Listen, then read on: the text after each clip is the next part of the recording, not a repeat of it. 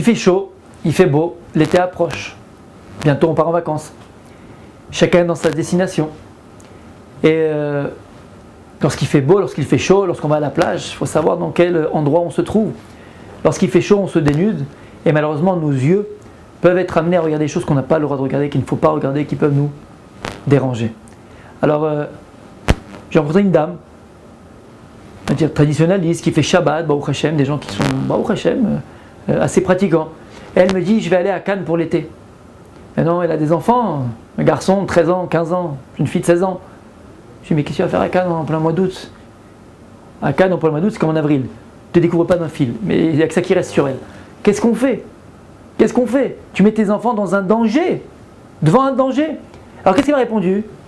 Non, on ira quelque part, t'inquiète pas, il n'y a pas de problème. Et les petits, bon, les petits, il voit rien, il se rappelle de quelque chose, il a 3 ans, je le prends avec moi à la plage, il va vite oublier, il est trop petit. Et très souvent on entend cette réponse, cet argument-là, qui ne vaut pas grand-chose. Ça va, le petit, il peut regarder, il est petit, c'est pas grave. Tu crois qu'il va se rappeler quand il sera grand? Ah, écoutez bien, il y a une maladie, enfin une maladie, qui s'appelle la xénoglossie. C'est quoi la xénoglossie? J'ai vu la semaine dernière dans le journal Le Point, il faut un peu se renseigner, et là-bas il racontait une histoire extraordinaire. La semaine dernière, il y a un Italien, donc en Italie, qui s'est fait opérer du cerveau pour un problème qu'il avait. En se réveillant, il ne parlait plus l'italien, il parlait qu'en français. Il n'écrivait qu'en français et il ne demandait à voir après la télévision, les informations, des pièces de théâtre qu'en français. Il comprenait l'italien, mais il ne parlait plus italien, il ne parlait qu'en français. Et les médecins disent que c'est quelque chose qui arrive très rarement, mais qui s'appelle dans la médecine la xénoglossie, qui fait que des fois, après une opération dans la tête, où le chirurgien a dû toucher une partie là-bas sensible, ben la personne peut se réveiller avec une autre langue que sa langue natale. C'est arrivé là-bas, écrit dans le journal, en Croatie, où une jeune femme croate qui parlait jamais l'anglais, tout d'un coup elle s'est mise, après une opération, parler l'anglais.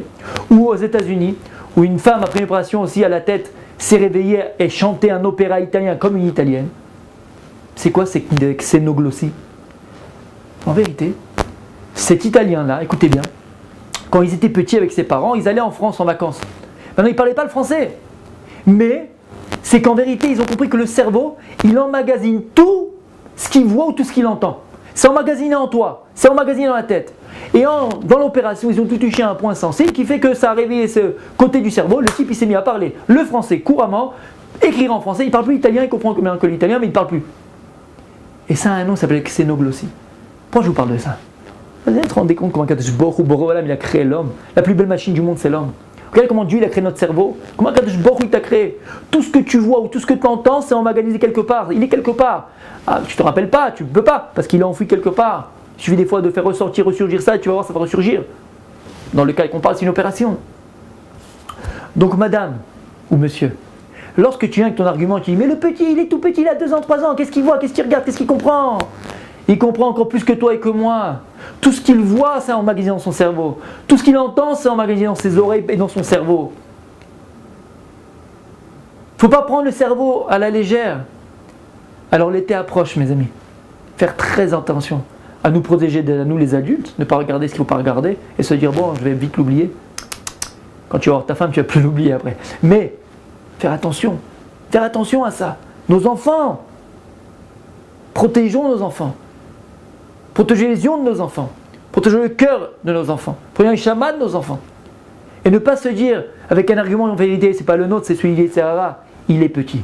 Dès qu'il vient à ton esprit, tu dis, c'est pas grave, il est petit. Fais attention, tu tires la signal d'alarme, c'est Yetzirah qui te parle. Comprends que tout est emmagasiné dans ta tête.